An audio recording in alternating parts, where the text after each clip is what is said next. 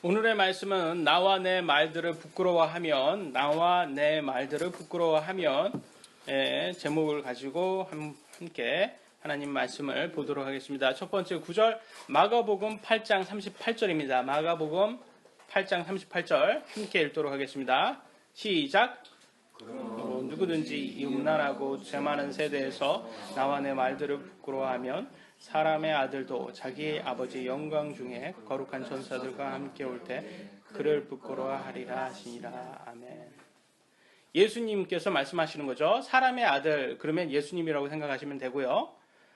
구약에서 이렇게 예언이 되어 있습니다.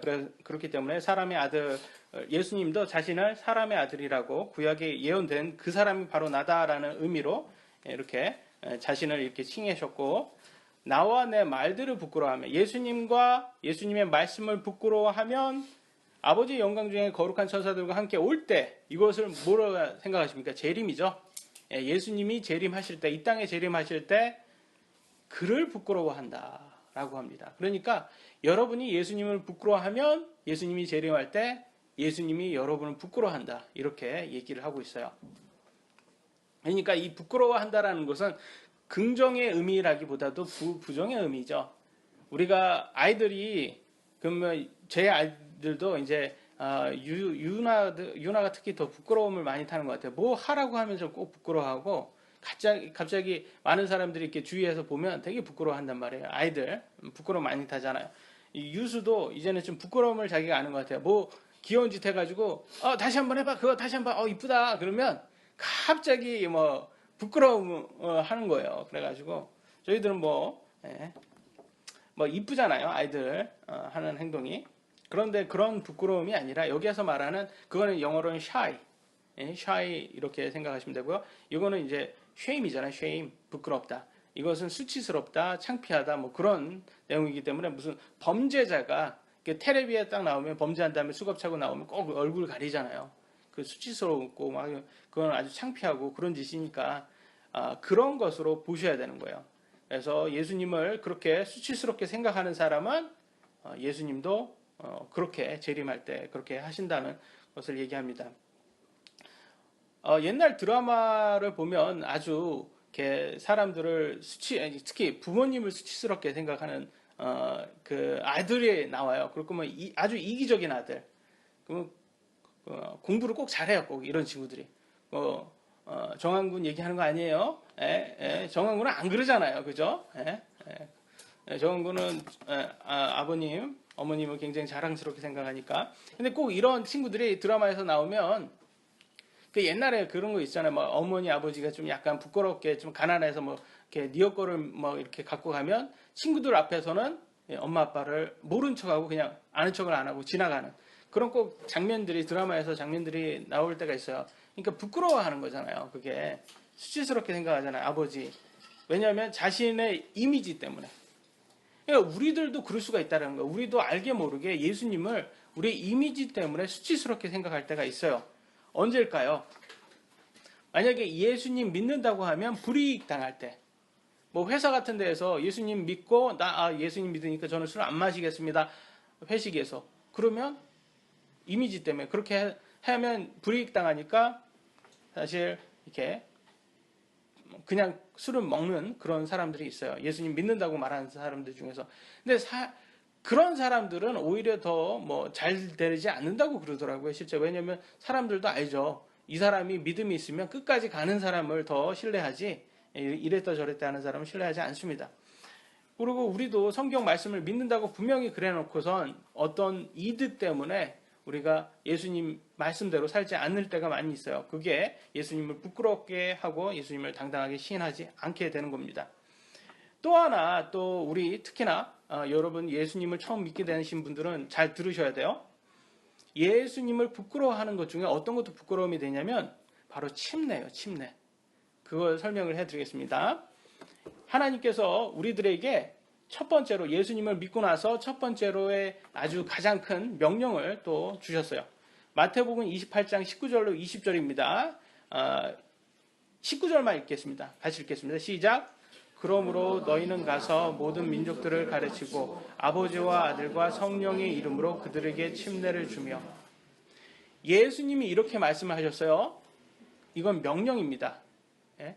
이건 명령이에요. 모든 사람들에게 가서 아버지, 아들과 성령의 이름으로 뭘 주래요? 침례를 주라고 얘기를 하고 있어요. 침례. 침례가 굉장히 큰 의미를 부여하고 있어요. 그래서 여러분 예수님을 믿는다고 한 사람은 침례를 꼭 받으셔야 돼요. 그 이유를 제가 말씀드릴게요. 만약에 예수님을 믿는 거, 그것을 이제 우리가 구원이라고 그렇게 얘기한단 말이에요. 내 마음속으로 예수님을 나의 구원자로 믿었을 때 그걸 만약에 혼인신고라고 예를 한번 들어보자고요. 그걸 혼인신고. 예수님 나의 신랑이 되시고 나는 예수님의 신부가 되는, 그렇게 혼인신고를 하면 이 침례라는 것은 결혼식이라고 생각하시면 돼요. 결혼식. 많은 사람들 앞에서, 그 증인들 앞에서 제가 이제는 예수님을 믿는 사람답게 살겠습니다. 이런 다짐이자 또 하나님의 말씀대로 내 선한 양심으로 보고를 하는 거예요. 그런데 만약에 여러분 배우자가 이제 결혼을 이제 약속한 사람이 그래요. 갑자기 여러분에게 우리 결혼식 하지 말자. 뭐 물질적으로 부족한 게 아니에요. 그냥 사람들 앞에 보이게 좀 민망해서 그래. 결혼 반지도 하지 말고 우리 그냥 결혼 신고만 하고 혼인 신고만 하고 살자. 그러면 여러분 어떤 느낌이 들까요? 배우자가 그런다면 이 사람 나 부끄럽게 생각하는구나. 다른 사람한테 보여주고 싶지 않구나. 이렇게 생각하기에 더 쉽다라는 거예요. 그래서 여러분들도 예수님을 나 믿는다라고 고백하신 분들은 그 다음에는 예수님께 이제 예수님이 나의 신랑이다라는 것을 만인들 앞에서 선포를 하셔야 돼요. 이게 의식, 하나님께서 우리에게 명령으로 주신 의식이에요. 그런데 만약에 그렇게 하지 않는다, 그러면 그것이 바로 창피하다는 것이고 예수님도 재림하실 때 여러분을 또 창피해야 할 수가 있다는 거예요. 근데 침례가 구원의 조건입니까? 아닙니까? 구원의 조건이 아니죠. 어떻게 알 수 있을까요? 십자가에서 예수님이 죽으실 때 옆에 있던 강도가 있었어요. 근데 예수님을 믿었어요. 마음으로. 그러니까 예수님께서 너가 오늘 나와 낙원에 있을 거라고, 이렇게 천국에 있을 거라고 약속을 하셨어요. 침례 받았어요? 못 받았어요? 못 받았어요. 근데 가잖아요. 그럼 침례 안 받아도 되잖아요. 근데 뭐 이거 침례를 왜 해야 되냐? 그러니까 그런 특이한 케이스는 안 해도 되는 거예요. 못 하잖아요. 그거는 어쩔 수 없는 거예요. 그러니까 여러분이 만약에 배우자가 정말 가난해요. 가난한데 지금 허례식처럼 이렇게 결혼식을 하고 그렇게 살 수는 없는 거죠. 그냥 혼인신고만 하고 같이 사는 거죠. 그건 특별한 케이스라는 거예요. 그런 특별한 케이스는 인정해 주지만 그렇지 않은 이상 우리가 그렇게 할 수 있는데도 안 한다면 그건 부끄러워한다는 거죠. 그러니까 분명히 예수님을 믿어서 침례를 받을 수 있는 상황임에도 불구하고 침례를 못 받는다. 그것은 부끄러워한다는 것밖에 말이 안 된다는 거예요. 왜 그걸 볼 수 있냐면 침례를 받은 사람들 한번 보도록 하게. 예수님을 믿은 사람들이 어떻게 침례를 받는지 한번 보도록 하겠습니다. 사도행전 8장 36절이에요. 같이 읽도록 하겠습니다. 시작. 그들이 계속해서 길을 가다가 어떤 분들의 이름에 예수를 이르되 보라 여기 우리 있으니 무엇이 내가 침례를 받는 것을 방해하리요 하며. 이것은 누가 얘기했냐면 빌립에게 전도를 받은 에티오피아 내시가 한 말입니다. 에티오피아 내시라고 해서 여러분 뭐 무시할 것 같은데요. 이 내시가 그 여왕 바로 밑에 있었던 아주 높은 사람이에요. 제2인자. 그럼 장관이라고 생각하시면 돼요. 지금으로 말하면. 굉장히 높은 사람인데 그 사람이 예수님을 딱 빌립이 선포하자마자 나 침례 받겠다. 바로 이렇게 얘기해요. 나 침례 받는데 뭐가 어려워? 누가 나를 방해해? 침례 받는데? 바로 침례를 받는다. 그러니까 빌립이 그래요. 그럼 너 예수님을 네 마음으로 믿냐? 그러니까 나 믿는다. 그래. 그래서 바로 침례를 받습니다. 그러니까 이게 바로 예수님을 믿는 사람들의 모습이라는 거예요. 침례 받기를 좋아한다는 거예요. 그걸 보면서 아시겠지만 예수님을 정말 믿고 마음으로 믿고 그분의 말씀을 믿는 사람들은 그분의 말씀대로 침례 받기를 원해요. 오히려. 그래서 옛날에 아시다시피 카톨릭은 침례입니까? 세례입니까? 천주교는 세례죠. 그래서 옛날에 이 카톨릭이 천주교가 굉장히 핍박했던 당시가 있었어요. 힘이 셌을 때. 그때 너 세례냐 침례냐 이렇게 얘기했을 때 그 사람이 침례를 고집하면 화형을 시켰답니다. 그 정도 이게 아주 큰 이슈가 될 정도로 왜 성경적으로 하는 게 왜 나쁜 거냐고요. 성경적으로 해서 그게 더 안전한 거 아닌가요? 근데 그걸로 인해서 이렇게 사람을 이렇게 핍박하고 했을 수가 있을 만큼 큰 이슈예요, 이게. 그러니까 우리는 지금 할 수 있잖아요. 지금 한다고 뭐 죽는 것도 아니잖아요. 그런데도 불구하고 안 한다는 것은 그것은 하나님의 말씀을 이걸 받아들이지 않는 것밖에 안 됩니다. 그러면 침례라는 게 왜 하는 건지 그걸 한번 보도록 하겠습니다. 침례를 하는 이유. 베드로전서 3장 21절이에요. 제가 읽겠습니다. 그 일과 동일한 모형 곧 침례가 예수 그리스도의 부활을 말미암아 이제 또한 우리를 구원하나니. 여기에서 말씀할 때 볼 때 침례라는 게 그냥 모형이구나, 의식이구나. 어떤 것을 모형한다고 의식을 어떤 거를 모형하는 의식 이름입니까? 예수 그리스도의 부활. 부활이라는 거예요. 부활. 침례라는 것은 그러니까 우리 결혼식이라는 게 의식이잖아요, 여러분. 결혼식이 의식이잖아요. 그런 것처럼 침례도 의식이에요. 근데 결혼한 사람이 의식이 이제 결혼한 것에 대한 것을 보여준다면 결혼식이 침례는 예수님의 부활을 보여주는 거고 이것은 육체의 더러운 것을 제거하는 것이 아니야. 침례를 했다고 여러분이 죄가 씻기는 게 아니에요. 침례는 죄를 못 씻어줘요. 물은 못 씻어줍니다. 여러분 예수님을 믿으셔야죠. 그 믿음으로 씻어주는 거예요. 근데 그러면 뭐냐? 선한 양심이 하나님을 향하여 응답하는 것이다 라고 나와 있어요. 그러니까 여러분이 말씀대로 하는 게 그것이 하나님께 응답하는 거다. 야, 하나님이 이렇게 했다. 야, 이렇게 해. 그러면 네, 하겠습니다. 이게 응답이잖아요. 그러니까 그걸 했다라는 것은 이렇게 선한 양심의 응답을 하는 거예요. 그래서 침례를 하면 저는 예수님의 신부로 거룩하게 살겠습니다. 그리고 이렇게 선한 양심으로 응답을 하는 그런 것을 말하기 때문에 예수님을 믿는 사람은 망설이지 않고 이렇게 침례를 받습니다. 침례라는 것은 말 그대로 이게 가라앉다라는 뜻이에요. 밥티조가 원어거든요. 침례라는 말은 가라앉다. 그렇기 때문에 천주교는 세례를 한단 말이에요. 세례. 왜 세례를 했냐면 그때는 이 세례에 많은 거를 넣었어요. 세례가 구원이다. 이렇게 넣어버렸어요. 그러니까 세례를 받지 않으면 구원받지 못한 거예요. 이제 그쪽은. 그래가지고 아기들은 침례를 못하니까 세례로 했단 말이에요. 그래가지고 이제 아기 세례부터 시작해서 이렇게 유래가 됐는데 그냥 잘못된 거예요. 왜냐하면 제일 중요한 게 뭐예요? 뭘 모형을 보여줘야 돼요? 어떤 거를? 침례는 부활이잖아요. 부활은 뭐예요? 예수님이 죽으시고 묻히셨다가 다시 부활한 거잖아요. 이 모형이 들어가 있어야 되는 거예요. 침례는. 그러니까 침례는 이렇게 세례로 이렇게 물 뿌리는 걸로는 그 모형이 안 납니다. 그걸 누가 말씀을 했는지 한번 보도록 하겠습니다. 마태복음 3장 16절에 나옵니다. 같이 읽겠습니다. 시작. 예수님께서 침례를 받으시고 곧바로 물속에서 올라오실 때 보라 하늘들이 그분께서 열렸으며 또 하나님의 영께서 비둘기같이 내려와 자기 위에 내려앉은 것을 그분께서 보시더라. 예수님이 침례 받을 필요 있어요, 없어요? 없잖아요. 예수님이 왜 침례를 받습니까? 이건 결혼식과 비슷한 거잖아요. 의식이잖아요. 근데 예수님이 왜 받아요? 받을 필요가 없어요. 근데 예수님이 그럼에도 받았어요. 침례 요한한테 받았잖아요. 왜 받았겠어요? 그만큼 중요하다는 것을 여러분에게 본인이 몸소 보여주는 거 아닙니까?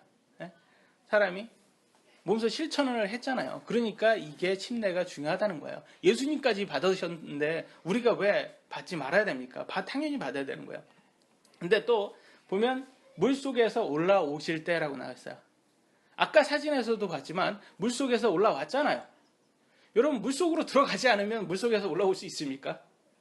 없잖아요. 너무 당연한 거예요. 너무 당연한 거예요. 그러니까 물속으로 들어가셔야 되는 거예요. 꼭 들어가셔야 돼요. 왜? 그게 모형이니까. 부활의 모형이니까. 부활의 모형이 들어가지 있지 않으면 그것은 성경적이지가 못한 거예요. 그러면 제가 이렇게 말씀을 드리면 많은 한국 분들이 화를 내요. 아니 그러면 이 한국에 세례를 하는 교회가 얼마나 많은데 그 교회가 다 틀렸냐고 저한테 화를 내시는 분이 있었어요. 그러면 그렇게 따져보면 다수가 간다고 그게 맞다면, 다수가 간다고 그게 진리라면 그러면 기독교보다 사실은 무교를 믿으셔야 돼요. 왜냐하면 다수는 무교거든요. 이 세상으로 보셔서 기독교는 가질 소수예요. 사실은. 다수가 무교입니다. 무교로 가셔야 돼요. 그러니까 진리는 다수결에 있지도 않고 다수에 있지도 않고 오직 성경에 있습니다. 그러니까 성경대로 하면 그게 진리라는 거예요. 그래서 성경과 다르면 아무리 다수라도 틀린 겁니다. 그래서 여러분들이 정하셔야 돼요. 성경적으로 내가 침례를 받겠다? 그러려면 세례가 아니라 침례를 받으셔야지 가장 안전하고 하나님께는 선한 양심을 응답을 하는 거고, 이렇게 하셔야지만 내가 하나님의 말씀에 순종한 거다. 그래야지 예수님을 부끄러워하지 않는 그런 사람이 될 수가 있는 거예요. 오늘 본문의 구절처럼 예수님께서 나와 내 말들을 부끄러워하면, 예수님 재림할 때도 부끄러워한다고, 이것은 심판이잖아요. 어떻게 보면 심판을 얘기하는 거였기 때문에 우리가 조심해서 봐야 됩니다. 그래서 오늘의 구절의 말씀을, 본문의 말씀을 통해서 어떻게 우리가 신앙생활을 해야 되는지, 어떤 교훈을 우리가 이 구절을 통해서 얻을 수 있는지 함께 보도록 하겠습니다. 첫 번째, 부끄러워한다는 것. 이 부끄러워한다는 것은, 예수님을 부끄러워한다는 것은 바로 하나님의 뜻에 반대하는 거예요.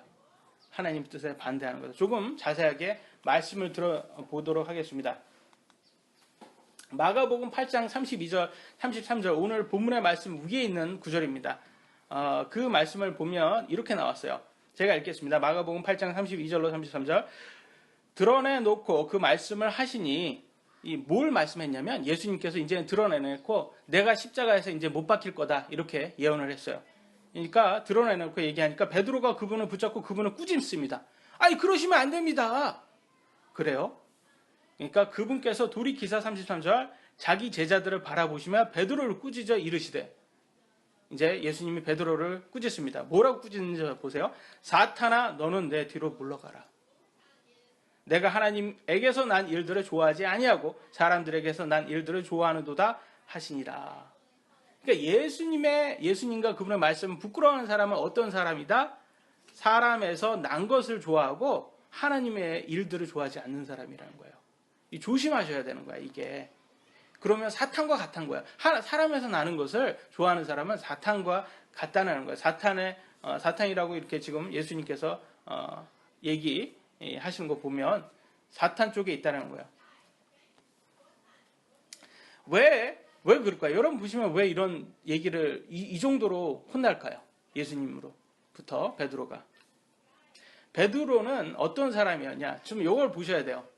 베드로, 그 위에 조금 자세하게 설명을 드리겠습니다. 베드로는 자신의 이익 때문에 하나님의 뜻을 반대한 사람이에요. 여기에서 보면. 근데 베드로는 제자들 중에서 예수님이 그리스도라는 것을 가장 처음 고백했던 아주 훌륭한 제자였습니다. 우리는 항상 예수 그리스도 이렇게 부릅니다. 예수 그리스도. 그리스도가 무슨 뜻이죠? 그리스도. 예수 그리스도 이렇게 부르잖아요. 예수님은 예수 그리스도다. 예? 구원자. 예수니까 예수님이 first name, 그리스도는 last name. 이렇게 봐야 되나요? 그리스도가 무슨 뜻일까요? 그리스도라는 뜻을 알아야 되겠죠? 여러분, 메시아라는 뜻을 걸 들어보셨어요? 메시아. 예수님이 또 메시아다. 들어보셨죠? 그건 또 무슨 뜻일까요? 구원자다. 정확하게 말씀드릴게요. 메시아와 그리스도는 같은 말이에요. 메시아는 히브리어, 그리스도는 그리스어. 그러니까 동일한 말이에요. 구약에서는 메시아, 신약에서는 그리스도라고 나온 거야. 근데 뜻은 뭐냐? 기름 부음 받은 자라는 뜻이에요. 기름 부음 받은 자. 유대인들은 누구를 기름을 부어 줍니까? 그죠? 왕에게 기름을 부어줘요. 그러니까 메시아, 그리스도는 다른 말로 뭐냐? 왕이다라는 뜻이에요. 왕. 그러니까 예수님은 왕이시다. 예수님은 왕이시다. 이렇게 생각하시면 돼요. 예수님은 왕이시다. 로마 시대에 로마 시대 때니까 이때는 로마가 지배했던 때예요. 근데 갑자기 유대인이 자기가 왕이라고 하면 얼마나 또 문제가 되겠습니까? 그러니까 베드로는 뭐라고 하는 거냐? 예수님 당신은 왕이십니다. 이렇게 지금 고백을 한 거예요. 이게 대단한 거죠. 지금 그런 대단한 고백을 했으니까. 그런데 바로 지나가서 이렇게 사탄아 물러가라 이런 지금 꾸지람을 받고 있는 거예요. 말이 좀 안 되잖아 이게.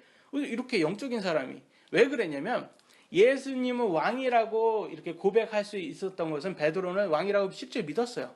예수님이. 그래서 나중에 유대인 로마의 그 정복에서 자기를 구출해 줄 거라고, 유대인들을 구출해서 왕이 될 거라고 믿었던 거예요. 그러면 예수님이 왕이 되면 제자 중에서 한 사람은 뭐가 되겠습니까? 베드로는 장관 정도는 하나 받아먹지 않겠어요? 그래서 열심히 3년 반 동안 예수님을 쫓았던 거예요. 3년 반 동안인데 근데 갑자기 예수님이 나는 십자가에서 죽을 건데? 이런 거예요. 십자가에 죽을 건데? 아니 갑자기 왕이 이분이 왜 갑자기 뭘 잘못 먹었나? 야 너네들 뭐 이상한 거 드린 거야? 이런 거예요 지금 상황이. 예수님 꾸짖잖아요. 예수님 그러시면 안 돼요. 왜 헛설기를 하십니까? 왜 왕이 되실 분이 왜 죽는다는 말을 합니까? 그럼 정말 안 되죠. 그랬더니 사탄아 물러가라 이 소리 듣고 있는 거예요. 베드로가 원했던 것은 그 높은 자리였어요. 높은 자리. 그런데 그 이득 때문에 지금 하나님의 정말 뜻은 십자가에서 우리 죄를 위해 죽으셔야 되는 그 그리스도를 막는다는 이렇게 꼴이 되는 거예요. 우리도 같은 거예요. 조심하지 않으면 우리도 똑같이 우리의 이득 때문에 하나님의 뜻을 반대할 때가 많이 있다라는 거예요. 우리의 욕심 때문에. 지난주에 우리가 보았어요. 예수님께서 십자가에 가기를 원했습니까? 원하지 않았습니까? 원하지 않았죠. 근데 갔습니까? 가지 않았습니까? 왜? 하나님의 뜻이기 때문에. 그게 이게 바른 신앙생활이에요. 우리가 원하지 않아도 하나님이 원하면 하나님 말씀대로 되면 그거대로 가는 게 신앙생활이에요. 바른 신앙생활. 근데 우리는 예수님처럼 살지 않고 베드로처럼 살 때가 더 많은 거예요. 우리가 원하는 게 있고 하나님이 말씀이 있으면 하나님의 말씀이 우리의 이익과 반대하면 우리는 오히려 하나님의 말씀을 꾸짖어요. 하나님 이거는 아니죠. 십자가에 우리의 십자가를 지고 예수님을 따르라고 했어요. 그것은 우리 인간의 욕심을 십자가에 못 박고 욕심을 버리고 우리 예수님 말씀대로 쫓아야 됩니다. 그런데 성경에서는 절제해라 막 이렇게 나와요. 그러니까 우리는 세상적으로 성공하고 싶어요. 마른 사람으로부터 인정받고 싶어요. 부자도 되고 싶고 편하게 살고 싶어요. 근데 성경에서는 자꾸 절제하라니까 성경을 막 꾸짖습니다.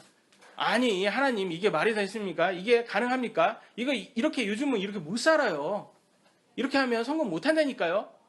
그래서 오히려 베드로처럼 하나님의 말씀을 꾸짖고 우리 마음대로 산다는 이런 거예요.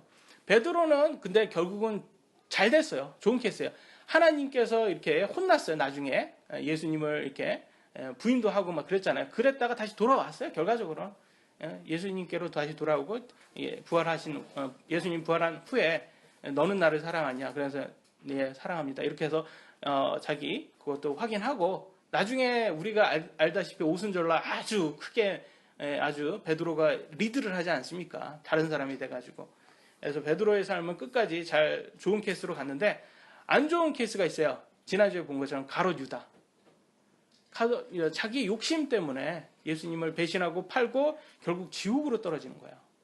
그런 두 케이스가 우리한테도 있을 수가 있다는 거예요. 어떤 사람은 우리가 잘못했더라도 우리 육신을 죽이고 끝까지 예수님의 말씀을 부끄러워하지 않고 따르는 사람이 있는가 하면 나중에는 내 욕심 때문에 이 신앙생활을 버리고 세상으로 나가서 결국 지옥에 갈 수밖에 없는 사람이 있을 수 있다는 거예요. 우리는 조심해야 됩니다. 우리 신앙생활은. 세상은 참 악해요. 우리 오늘 본문에 보면 이렇게 나왔어요. 예수님께서 이거는 좀 제가 지나가면서 한번 얘기하겠습니다. 그때 예수님께서 십자가에 돌아가실 때도 죄명이 왕이에요. 왕. 유대인은 왕이다. 이것 때문에 돌아가신 거예요. 그러니까 그때 당시에 그리스도가 왕이라는 뜻으로 보시면 된다는 거고, 오늘의 말씀에서 보니까 말들을 부끄러워하면 재림하실 때도 부끄러워한다 이렇게 얘기했을 때 예수님이 그 전에 뭘로 시작했냐면 이 음란하고 죄 많은 세대라고 말했어요. 예수님이 이 당시가 말씀하셨던 이 당시가 언제였습니까? 지금으로 몇천 년 전이죠? 예? 2000년 전이에요. 오늘날 이렇게 지금 얼마나 악합니까? 이런 세상. 근데 지금도 악하다고 하지만 알고 보니까 2000년 전에도 이렇게 악했다는 거예요. 그러니까 세상은 참 악했구나. 이런 걸 볼 수가 있었고, 그럼 그 전후로, 또 전후로 한번 가볼까요? 그 전후로 보니까 신명기가 3500년이거든요. 그때 보니까 자기 눈에 옳은 대로 행하는 것을 본받아 행하지 말지니라. 이렇게 경고를 했어요. 너가 옳은 대로, 네 눈에 옳은 것대로 하지 마. 그랬더니 몇백 년 지나서 사사기 될 때는 사람마다 자기 눈에 옳은 것을 행하였더라. 이렇게 말해요. 이따가 제가 부가 설명하겠습니다. 자기 눈에 옳은 것대로 행하는 게 무엇을 뜻하는지. 그러니까 3500년 전에도 악했다는 거예요. 더 오래 갈까요? 4500년 가보겠습니다. 4500년 가니까 창세기 6장 5절에 이렇게 나와요.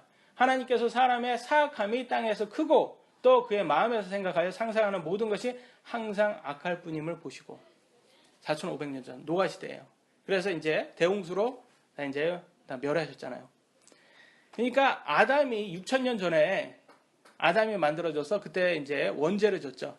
죄를 진 이후부터는 지금 6000년 지난 지금까지도 세상은 다 악하다. 하나님 눈에는 다 악하다 이거예요. 이 악한 세상에 우리는 다 살고 있습니다. 근데 악한 세상에서는 딱 한 가지예요. 뭐냐? 자기 눈에 옳은 것을 옳다고 말하는 거예요. 아까 말씀드렸잖아. 베드로가 어떻게 했다. 베드로가 왜 예수님을 따랐다? 자기 이득 때문에 찾았잖아요. 이익 추구. 이게 인간입니다. 인간은 다 이익 추구예요. 그러니까 진실, 거짓 그런 거 중요하지가 않아요. 인간은 오직 나에게 이익이 되면 그게 진실이에요. 그게 진리예요. 그래서 인간의 생각 속에는 진리를 찾을 수가 없어요. 이번에 대통령 후보들 이렇게 토론하는 거 보시면 아시잖아요. 어떤 생각이 드세요? 다 자기의 이익이에요. 그래서 이게 그 보수주의, 진보주의도 자기 이익만 되면 언제든지 이게 바꿀 수가 있어요. 어떨 때는 진보가 갔다가 어떨 때는 보수가 갔다가 이게 그게 중요한 게 아니에요. 자기의 이익만 되면 표만 더 얻을 수 있으면 그렇게 왔다 갔다 하는 게 그게 사람이다. 근데 우리는 그렇습니다. 우리 안에서는 진리를 찾을 수가 없어요. 그러니까 참 감사해야 돼 하나님께. 왜냐면 우리 인간이 하나님 자리에 있으면 뭐밖에 나올 수가 없어요. 독재자밖에 나올 수가 없는 거예요. 그래서 왜? 자신에게 이익 추구하는 거니까. 그러니까 지금 김정은 같은 사람밖에 나올 수가 없는 거예요. 인간은 그러니까 인간이 하나님이 아니라는 것을 너무나 감사해야 돼요. 정말 인간은 자기의 방식, 자기가 원하는 대로만 원합니다. 자기의 이익. 그래서 여러분 이런 사람들이 있어요. 하나님 왜 안 믿으세요? 그러면 내가 원하는 대로 증명을 하나님이 안 하셔서 그러는 거야. 하나님 정말 있다면 이 땅에 지금 나와서 나하고 한번 얘기해 보세요. 나 있다. 그럼 내가 하나님 믿을 테니까. 하나님 정말 있다면 나한테 이거 해주세요. 그럼 내가 믿을 테니까. 다 자기 마음, 자기가 원하는 대로 자기 방식을 원해요. 근데 하나님께서는 이미 그분의 방식대로 했거든요. 그분의 방식이 뭐예요? 예수님이 십자가에서 못 박혀 죽음으로써 우리에게 모두 사랑한다고 증명하셨어요. 그 방식이냐, 하나님 방식이냐, 내 방식이냐. 우리는 다 내 방식이에요. 근데 이게 우리만 그런 게 아니에요. 2000년 전에도 그랬다는 거예요. 예수님이 못 박혀 죽으실 때 그때 당시에 사람들이 뭐라고 말했냐. 마태복음 27장 42절 여러분 읽겠습니다. 시작. 그가 남들은 구원하였으나 자기는 구원할 수 없도다. 그가 이스라엘의 왕이라면 지금 십자가에서 내릴 것이라. 그러면 우리가 그를 믿겠노라. 그들은 뭐라고 말합니까? 너가 구원자야? 너가 왕이야? 그러면 십자가에 내려와봐. 그러면 내가 믿어줄게. 이게 이때 당시 사람들도 자기의 방식대로 믿기를 원했다는 거예요. 여러분들도 예수님을 지금 못 믿는 이유가 뭐냐면 간단해요. 여러분 방식대로 하나님이 증명하지 않았기 때문에 못 믿는 거예요. 하나님의 방식대로 여러분 믿기를 원하지 않는 거예요. 아직까지도 여러분의 그 방식이 더 중요한 거예요. 하나님 방식보다. 이게 깨지지 않으면 하나님을 받아들이기가 굉장히 어렵습니다. 여러분이 하나님의 방식대로 받을 수 있어야 돼요. 부끄러워하지 않고 그분의 방식을 받을 수 있어야지 믿을 수 있는 거예요. 여러분이 만약에 하나님이라면 누가 여러분을 이렇게 모욕한다. 그럼 참을 수 있겠습니까? 여러분이 만든 것들이 여러분에게 이렇게 모욕을 한다. 그러면 참을 수 있겠냐고요. 다 죽여버리지 않겠어요? 근데 하나님이시기 때문에 참잖아요, 이게. 그래, 네가 아직까지 몰라서 그래. 뭐 참고 모욕을 받아도 이렇게 인내하고 끝까지. 사람은 불가능한 거예요. 사람은 하나님 자리에서 그렇게 하나님처럼 할 수 있는 게 불가능해요.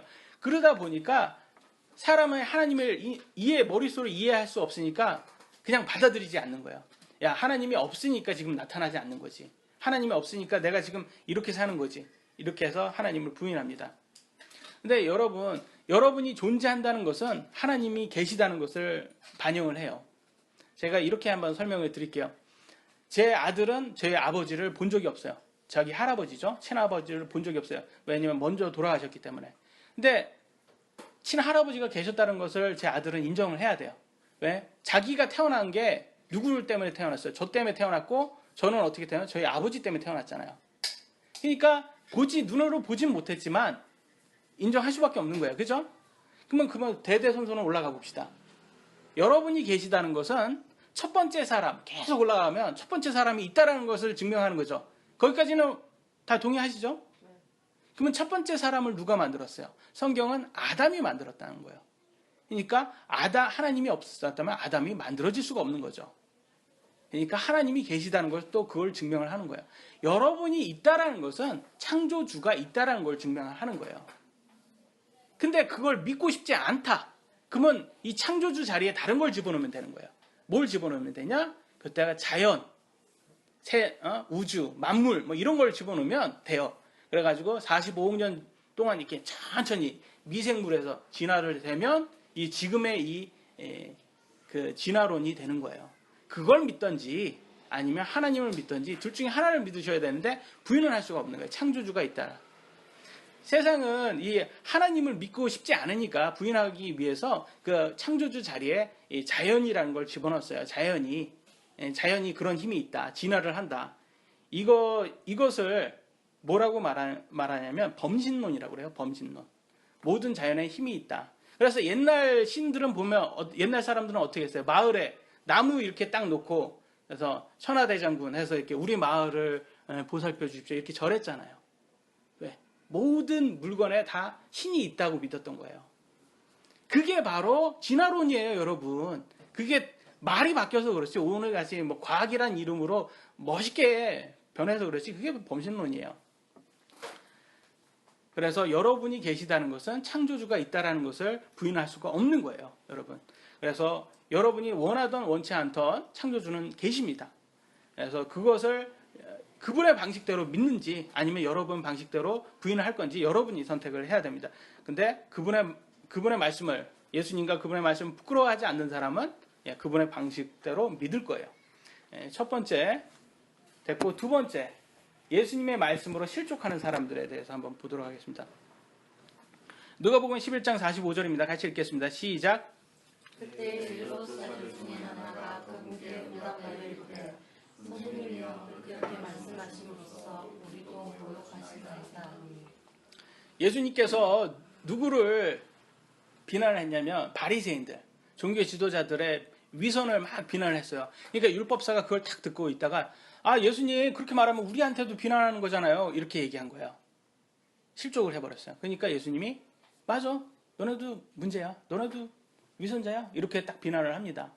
오늘날 우리나라 우리의 많은 사람들이 그래야 똑같아요. 우리는 다른 사람들 막 비난 많이 해요. 정치인들, 부패하는 사람들 얼마나 비판 많이 합니까? 기자들 한번 보세요. 기자들 막 정치인들 막 닥달하면서 막 비난을 많이 하잖아요. 그때 예수님께서 야 정치인만 죄인인 줄 알아? 너네도 똑같아. 너네도 죄인이야. 그러면 갑자기 거기에 실족을 하는 거예요. 우리하고 저렇게 부패한 정치인들하고 비교한다고요? 실족을 한단 말이에요. 기분 나빠한다는 거예요. 지금 똑같아요. 율법사하고 똑같은 그런 것을 한다는 거예요. 하나님의 말씀을 부끄러워하는 사람은 이렇게 예수님께서 당신도 죄인입니다 라고 했을 때 실족을 하게 됩니다.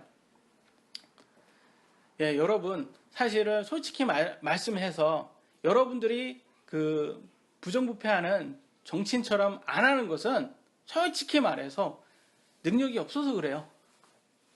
맞지 않습니까? 여러분들도 안 걸리면 그들처럼 안 걸리게 할 수만 있으면 완벽 범죄만 할 수 있으면 열심히 하실걸요? 여러분들도 재벌처럼 그렇게 그 돈 가지고 이렇게 차기 계좌 만들어서 이렇게 하는 거 하지 않는 거 그런 돈이 없어서 못 하시는 거 아닙니까? 솔직히 예? 그거 보시면 뭘 얘기해요? 우리 인간은 다 똑같다. 이거에 동의하셔야 돼. 우리는 다 죄인이구나. 다 동의하셔야 되는 거야. 근데 거기에서 예수님께서 너도 죄인이야. 너도 천국 못 가. 그러면 거기에서 실족하고 나하고 그들하고 어떻게 비교해요? 이렇게 하시면 안 되는 거예요. 나도 죄인이구나. 나도 나의 의 갖고는 이 천국 못 가는구나. 그래서 성경은 뭐라고 했어요? 이사야서 64장 6절에 우리의 모든 의는 더러운 누더기와 같다. 이 누더기라는 게 뭐예요? 걸레, 옷 조각 걸레예요. 이 걸레 깨끗이 빨아보세요. 아주 좋은 세탁기에다가 좋은 세제 넣고 빨으면 그래도 걸레 됩니다. 그냥 깨끗한 걸레 돼요. 걸레가 수건 안 돼요. 그래서 우리의 의는 한만 많이 뭉쳐도 그냥 더러워 누더기, 걸레예요. 그래서 천국엔 갈 수 없어요. 그러면 우리는 누구의 의를 받아야 돼요? 예수님의 의를 받아야지만 천국에 갈 수가 있는 거예요. 예수님의 의를 어떻게 받습니까? 여러분, 행위로 받을 수 있어요? 행위로 못 받아요. 뭘로 받을 수 있어요? 믿음으로 받을 수 있다고 그랬잖아요. 로마서 3장 28절 읽겠습니다. 시작. 그러므로 우리가 결론을 내리노니 사람들의 율법에 상관없이 믿음으로 기회를 배우합니다. 믿음으로 받을 수 있는 거예요. 그건 뭘로 그냥 믿음이 뭘 믿음이에요? 뭘 믿어요? 이 믿음이라는 게 그냥 과연 뭘 믿는 거예요? 예수님과 그분의 말씀을 믿는 거예요. 나와 내 말을 부끄러워하지 않은 사람, 부끄러워하지 않아야 된다는 거예요. 그걸 믿는 사람이 그게 의를 받을 수 있다라는 거예요. 근데 이게 아까도 말씀드렸지만 이게 믿는다는 게 참 어려워요. 왜냐하면 한만 열심히 믿으려고 해도 안 믿어지는 사람이 있어요. 성경 말씀이 안 믿어진대요. 아니요. 아담 시대 때는 다 평균 900살 정도 살았다며요. 그게 말이 돼요? 안 믿어진대요. 안 믿어지는 데는 어떻게 해요? 뭐 그래요. 그런 사람들은 그러니까 이게 믿어지는 것도 보통 힘든 게 아니에요. 어떤 사람은 복음 한 번 딱 듣고 바로 믿어요. 맞아. 내가 죄인이야. 맞아. 나 이 천국 못 가. 바로 믿는 사람이 있어요. 하나님 말씀 다 맞습니다. 바로 믿는 사람이 있어요. 그런 사람은 천국 가는 거예요. 여러분 그거 믿어줘야 돼요. 하나님 말씀이 믿어줘야 돼요. 여러분 믿어집니까? 이거 굉장히 중요한 거예요. 여러분 속에 한번 얘기 한번 해보세요. 여러분 속에서 하나님 말씀이 믿어지는지. 이거 믿어줘야지 이 천국 갈 수 있는 거예요. 그리고 이거 믿는 다음에 믿음대로 합당하게 열매를 내야지 여러분이 알고 계심을 증명하셔야 되는 거예요. 그것이 바른 그 부끄러워하지 않는 사람이에요. 그것이 하나님의 말씀과 그분과 그분의 말씀을. 사람들이 오늘날 세상 사람들 이렇게 하나님 이렇게 자꾸 실족하는 사람이 많다고 했잖아요. 하나님 말씀 때문에. 특히 기독교 얘기 나오면 바로 실족이 많아야 하는 게 11조예요. 11조. 다 바로 기분 나빠요. 교회 그러면 11조. 너무 기분 나빠. 그렇게 얘기해요. 사실 이게 11조가 문제가 아니에요. 기분 나쁜 거는 사실 믿음이 없어서 그런 거예요. 믿음이 있으면 11조는 문제가 안 돼요. 아니 믿음 있는 사람은 뭐 다른 종교는 안 그래요? 10분의 1만 냅니까? 10분의 2도 내고 10분의 3도 내는 사람도 있어요. 믿음만 있으면 전 재산 다 내는 사람도 있어요. 그러니까 믿음의 문제인 거예요. 사실은. 믿음이 없는 사람한테는 11조를 강요할 수가 없는 거예요. 그거는 믿음이죠. 믿음으로 내야 되는 거예요. 그러니까 11조는. 근데 그 11조가 해결되면 이 사람들이 또 기독교의 기분 나쁜 게 유일신이래요. 하나님은 어떻게 기독교는 왜 예수님만 맞다고 그러냐고. 다른 신도 다 인정을 해야지. 막 그렇게 해서 이걸 유일신 때문에 막 이렇게 하는데 비난을 하는데 사실 세상의 종교의 자유는 기독교에서부터 나온 거예요. 그 전에로 한번 300년 전으로 들어가 보세요. 미국이 생기기 전으로 한번 돌아가 보세요. 그때는 종교의 자유라는 게 없었어요. 그 나라가 정해준 그 종교를 무조건 믿었어야 되는 거예요. 그때는. 종교의 자유는 언제부터 생겼습니까? 기독교, 미국이 시작됨으로부터 시작된 거예요. 사실 기독교는 남의 종교, 남의 믿음을 핍박하지 않습니다.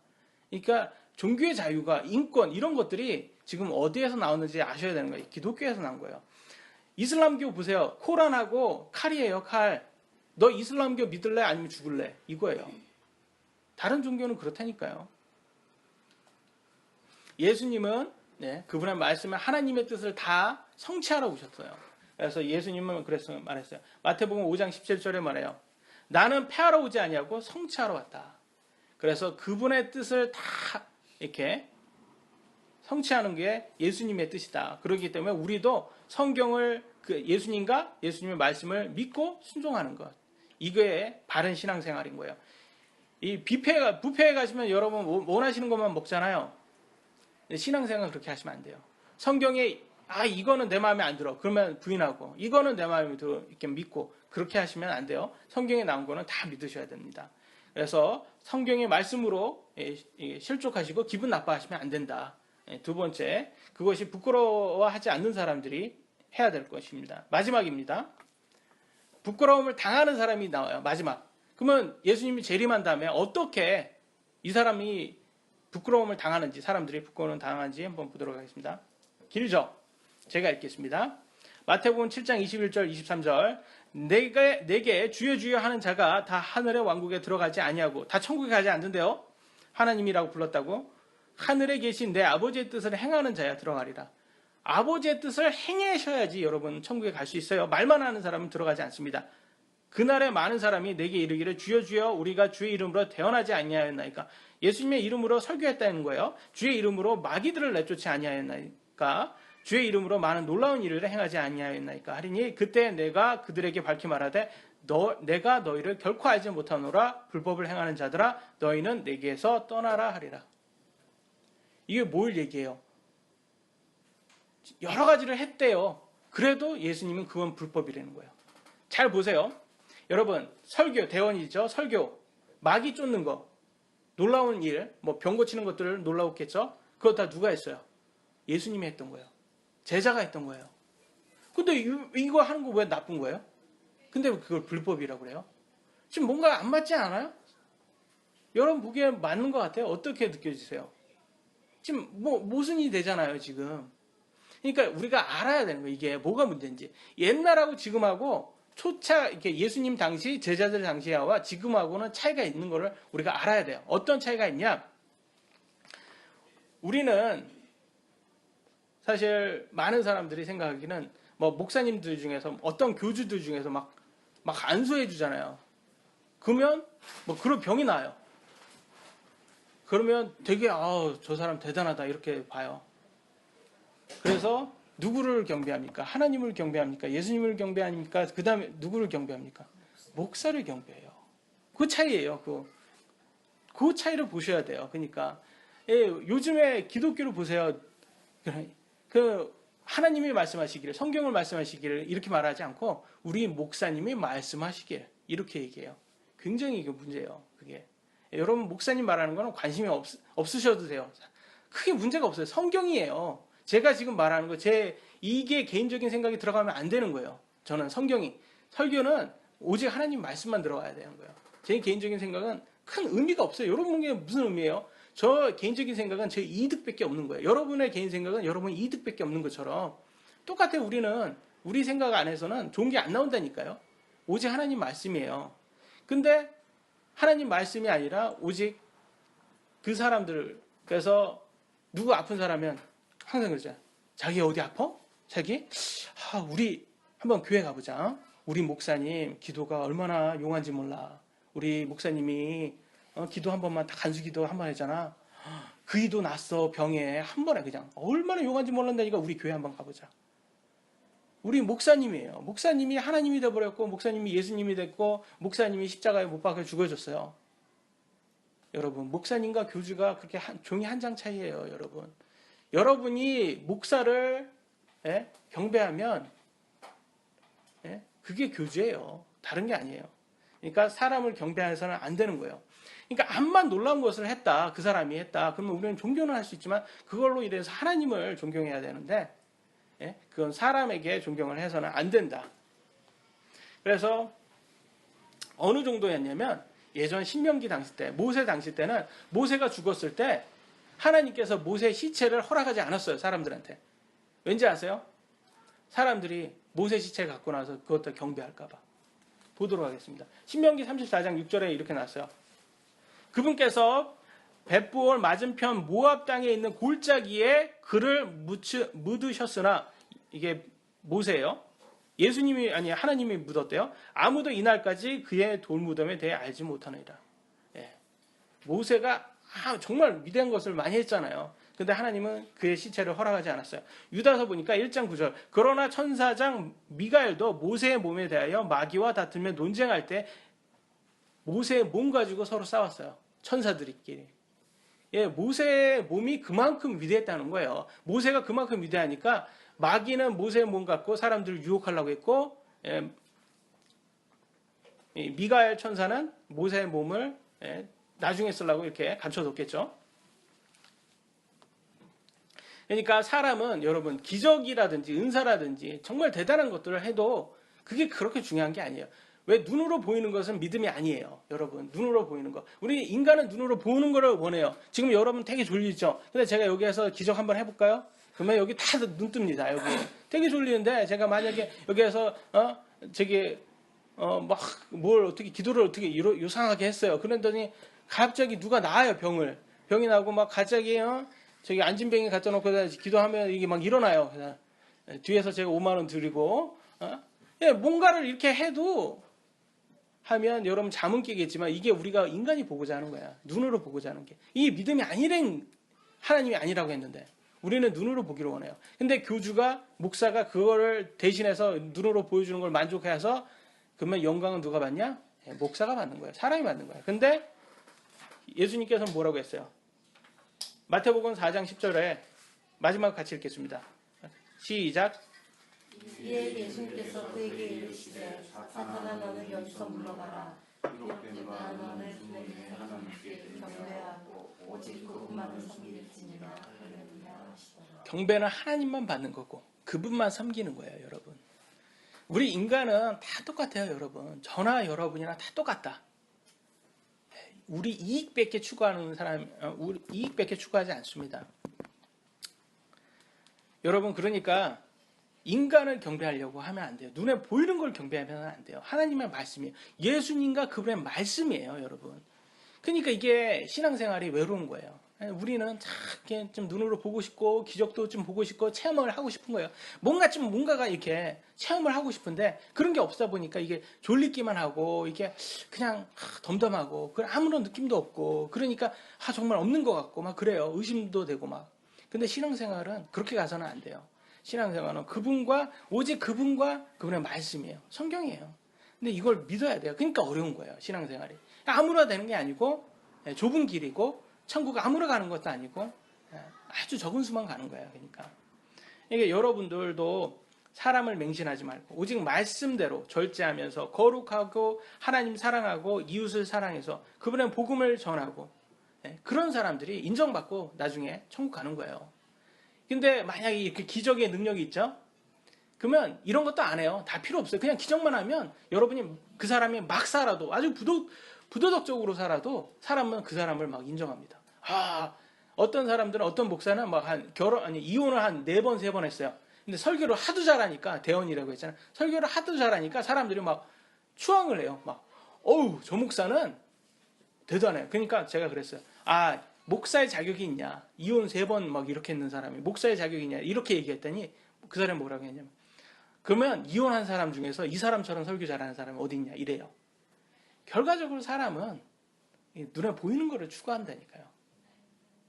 정말 하나님의 말씀대로 따르는 게 가장 중요해요. 거룩하게 사느냐, 그 사람이 절제하고 사느냐 그런 걸 보지 않고 오히려 그냥 막 눈에 보이는 거 그런 거를 잘하는 사람을 더 경배합니다. 그래서 여러분 신앙생활을 어떻게 할 건지 여러분 선택하셔야 돼요. 우리는 다 연약한 육신입니다. 인간이에요. 그러니까 여러분이 최선을 다해. 우리는 완벽하게 될 수가 없어요. 여러분이 끝까지 최선을 다하면 조금씩 나아집니다. 그리고 신앙생활을 그렇게 하면 예수님 올 때 너가 나를 부끄러워하지 않았구나. 인정하고 믿음 인정받고 그다음에 영원한 생명을 받을 수 있는 거예요.